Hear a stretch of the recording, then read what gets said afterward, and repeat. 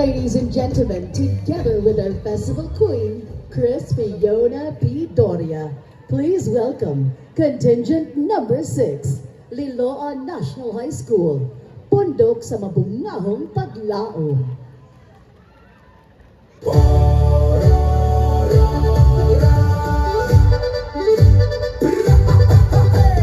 Mayong adlaw sir dyan, welcome sa among yutang na tawhan. Aniya ang among garbo, ang pinyang bulawan sa Ormocanon. Ayaw sa pagtuo sa mga istorya, tilawi una ug ikaw na ang mohukom. Kay ang katais nga imong pangitaon, aniya ra nagtubo sa among umahan. Dali igala, tilawi kini. Katamis, o ka-crunchy ba ani? Unsa kahit sikreto ni ining pinya? Kompleto na ang sample, mineral, chemical, gisagol. Karon makita nagyud nato ang sekreto sa Queen Pineapple. Ha? Ngano man ni? Lahiman gihapon ang resulta. Experiment failed. Fail na pud! Unsa man gyud ang kulang? Sir John, tingali dili tanan makopya sa siyensya. Unsa man diyay ang sekreto? Ang katamis sa among pinya, gikan sa kakugi ug gugma sa mga mag-uuma. Bisan pila ka eksperimento, dili makopya ang tinuod nga dili kayang pinyang bulawan sa ormok. Natamis sa gugma ug paningkamot. Karon, ako na nasayran na ang katamis sa pinya sa ormok, gasa gayud sa kalikasan o sa kinaiyahan.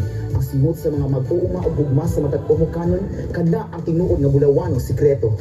Sakto ka, sir. Dali, hunong sa anay mo eksperimento. Mangaon na lang taaning presko o bagong ani nga pinya.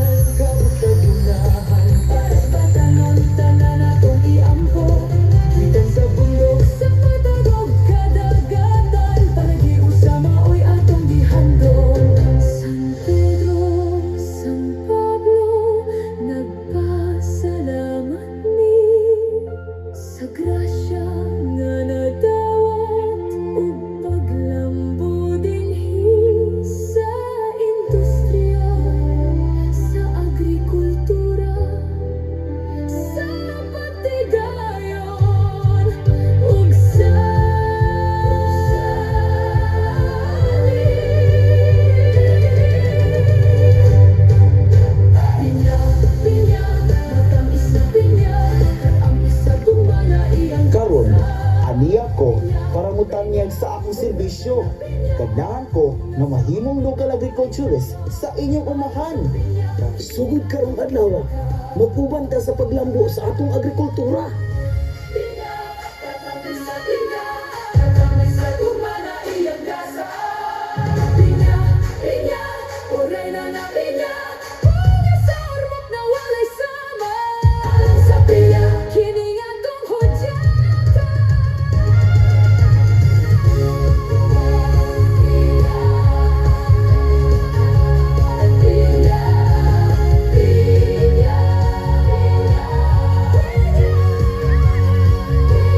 Plaque of recognition for outstanding agricultural service is given to Dr. John Torres.